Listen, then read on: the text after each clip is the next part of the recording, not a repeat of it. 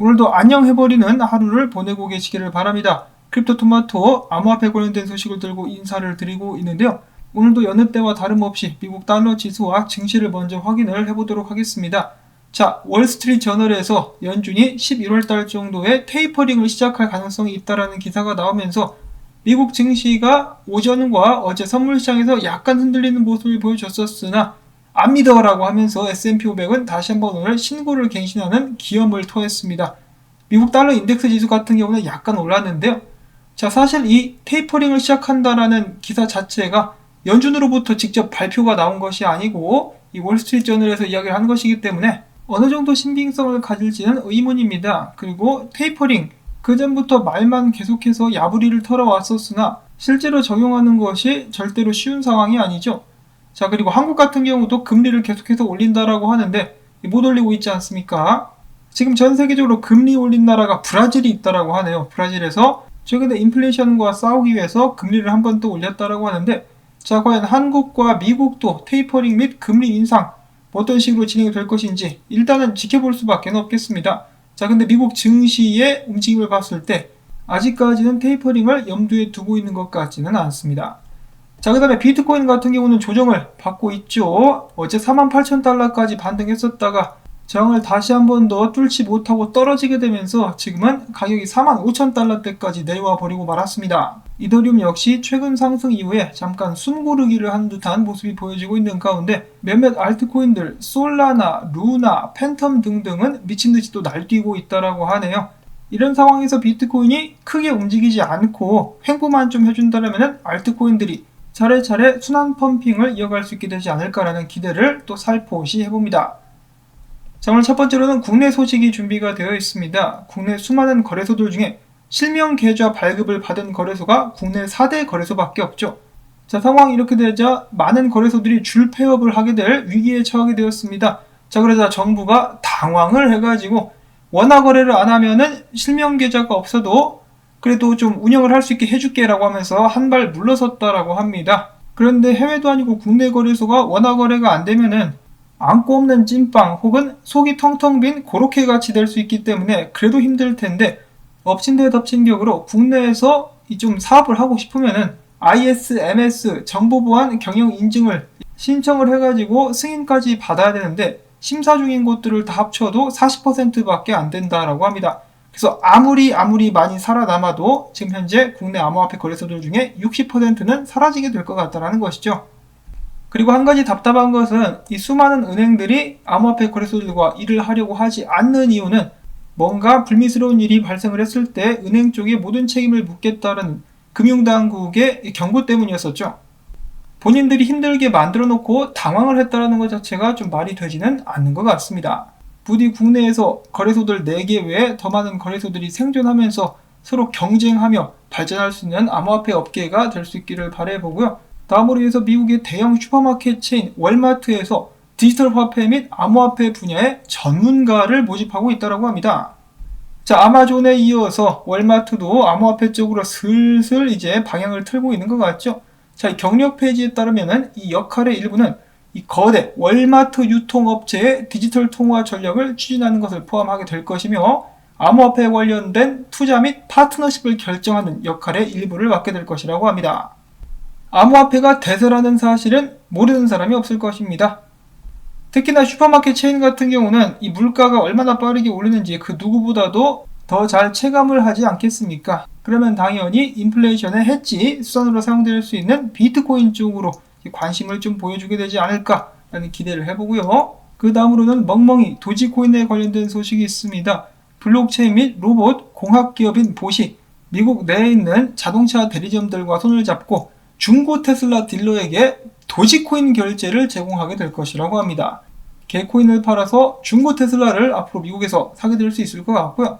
이어서 일론 머스크와 함께 더불어가지고 도지코인의 열렬한 지지자인 또 다른 억만장자 마크 큐반이 본인이 도지코인을 얼마만큼 들고 있는지 이번에 공개를 했다고 하는데 좀 실망스럽습니다. 매버릭스와 합쳐도 15,000달러 이하 상당의 도지코인만을 들고 있다고 하네요.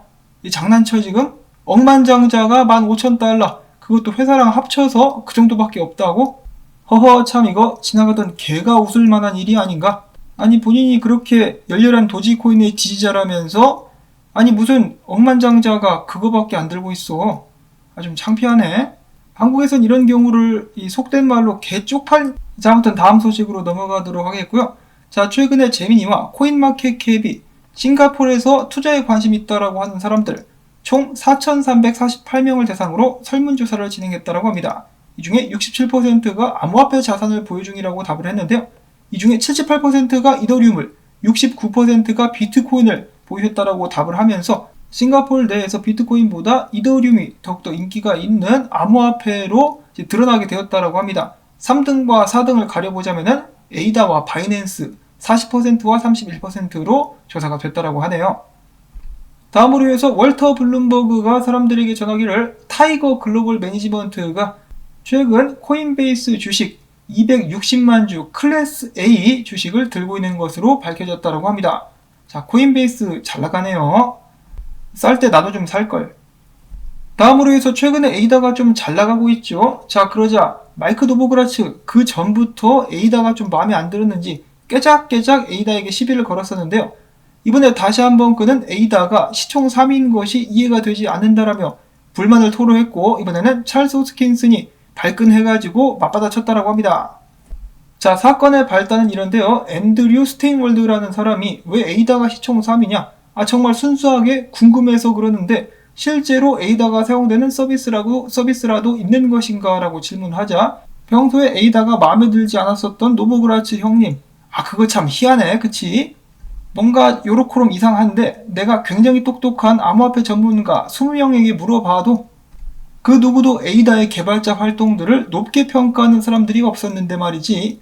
이런 식으로 에이다를 좀 폄하하는 발언을 하자 찰스가 이것을 보고야 말았습니다. 발끈한 찰스, 다음과 같이 대응했는데 어이 아저씨, 당신은 골드만 출신으로서 은행가들과 한통속이잖아. 당신이 말한 20명은 사실 암호화폐 전문가가 아니라 은행가들 아니야? 은행가들은 뭐 보나마나 암호화폐를 싫어한다라고 했겠지. 자, 어디 에이다가 계속 발전할 수 있는지 없는지 매년 8월 15일마다 한 번씩 체크해 봅시다라고 하면서 강한 자신감을 드러냈다라고 합니다. 자, 매년 8월 15일은 에이다 성적 확인하는 날로 자리를 잡게 될 것 같죠? 자, 과연 노보그라츠와 찰스의 갈등, 승자가 누가 될 것인지 지켜보도록 하겠습니다. 다음으로 해서 원래는 좀 기분 좋게 공유를 하려고 했었는데 비트코인이 떨어지면서 얼마만큼 이 차트가 효력을 발휘하게 될지는 모르겠습니다. 자, 일단 솔라나가 이 최대 고점을 다시 한번 갱신하면서 승승장구하고 있는 가운데 아니 그러면은 솔라나 지금 타기엔 너무 늦은 거 아니야 라는 생각이 들 수밖에 없겠는데요. 그런 분들은 이제 솔라나를 놓쳤으니까 솔라나 생태계에서 기대가 되고 있는 프로젝트 중에 하나인 레이를 노려보는 것은 어떨까라고 이 크립토 비트코인 크리스를 비롯한 여러 분석가들이 이야기를 했었는데요. 레이 같은 경우는 최근에 바이낸스에 상장도 되었고 아담 앤 이브 쌍바닥을 찍었었다라고 합니다. 자, 그런데 지금 비트코인이 또 술에 취해가지고 흥청망청 거리고 있기 때문에 진정이 되는 대로 어디 한번 상승을 이어갈 수 있는지 기대를 하면서 지켜보도록 하겠습니다. 이 도지코인 같은 경우도 마찬가지로 도지가 너무 많이 올랐다. 그러면은 또 다른 강아지 코인은 이 시바이누를 선택해가지고 펌핑을 기대해 볼 수도 있다라고 하니까요. 참고적으로 알아주시면 좋겠습니다. 자, 그리고 이더리움 최근에 다시 한번 힘이 쭉 빠지고 있는데 그래도 소각은 잘 되고 있습니다. 53,755개가 지금까지 소각이 된 상황이고요. 그 다음으로 마이크로소프트 리서치와 알리바바, 카네기 대학교가 함께 공동으로 최근 출시한 보고서에 따르면 그들은 이더리움 블록체인을 활용해서 불법 소프트웨어 근절 운동에 활용할 수 있는 인센티브 시스템을 만들 수 있다라고 발표를 하기도 했었다라고 합니다. 다음으로 해서 오늘 비트코인 조정이 나오기 전에 이런 보고서가 나왔었다라고 하네요. 코인쉐어스가 제공한 데이터에 따르면 비트코인이 최근에 급반등을 했음에도 불구하고 전 세계 주요 암호화폐 펀드에서 무려 2210만 달러 규모의 자금이 유출됐다라고 합니다. 6주 연속으로 계속해서 자금들이 기어 나오고 있다는 것인데요. 자, 안타깝죠? 왜 비트코인 가격이 올라갔는데 왜 돈을 빼 이 자식들아? 자, 그와 동시에 비트코인은 다시 한번 조정에 들어간 듯한 모습이 보여지고 있습니다. 강력한 저항을 이기지 못하고 계속해서 얻어맞고 떨어지고 있는 비트코인. 이런 식으로 페넌트를 만들어 가고 있는 것 같다라고 이야기를 하고 있는데요. 이 페넌트의 하단은 45,000달러 가량의 위치를 하고 있습니다. 원래 더욱더 좋은 시나리오는 46,000달러에서 버텨주면서 이 위에 있는 상단 페넌트 상에서 비트코인이 상승하는 것이었었는데 지금 아래로 밀고 떨어졌기 때문에 이 하단에 있는 추세까지 45,500달러 선까지 밀리게 되지 않을까라고 예측을 해보고 있다라고 크립토 비트코인 크리스는 이야기를 해주었었는데요. 그래도 한 가지 다행인 것은 주봉 맥디가 상승 크로스를 낼랑말랑하고 있다라고 합니다. 하락세가 접어들고 상승하게 된다면 이번에 조정받고 지속적인 비트코인의 상승을 기대해 볼 수가 있지 않을까. 그리고 참고로 비트코인이 최근에 뚫지 못하고 얻어맞은 자리가 피보나치 비율로 0.5포인트 정도 되는 그런 자리라고 합니다. 한 번에 뚫기 힘드니까 길을 모아가지고 다시 한번 치고 올라갈 수 있기를 기대를 해봐야 될 것 같고요. 다음으로 많은 사람들이 비트코인 2만 달러 간다를 외쳤을 때 아직 불장은 끝나지 않았다라고 강력하게 자신의 소신을 굽히지 않았었던 몇몇의 분석가들이 있었는데 그 중에 한 명이 크립토 벌브죠. 이 사람 같은 경우는 자신감을 가지고 29,600달러 선부터 롱을 때리기 시작했다고 합니다. 그리고 이 롱을 언제까지 유지할 것이냐 89,000에서 99,000달러대까지 들고 갈 것이라고 하니까요. 자, 이 사람의 예측이 계속해서 맞을 수 있기를 바라봅니다. 자, 비트코인은 지난 4주 연속으로 양봉을 만들어낸 좋은 모습을 보여줬었는데요. 과연 이번 주까지 5주 연속 양봉 가능할 것인가? 지금 조정받고 있긴 하지만 그래도 기대를 해보도록 하면서 오늘 소식은 여기서 또 마무리를 짓도록 하겠습니다. 영상에 나온 정보들 및 내용들이 도움이 좀 되셨다. 그러면은 수고했다는 의미에서 오늘은 토마토밭에 그렇게 던져주기 바삭바삭한 놈으로다가 광고 영상 시청을 통해서 부탁을 드리면서 저는 다음에 새로운 소식 가지고 인사를 드리도록 하겠습니다. 안녕히 계십시오.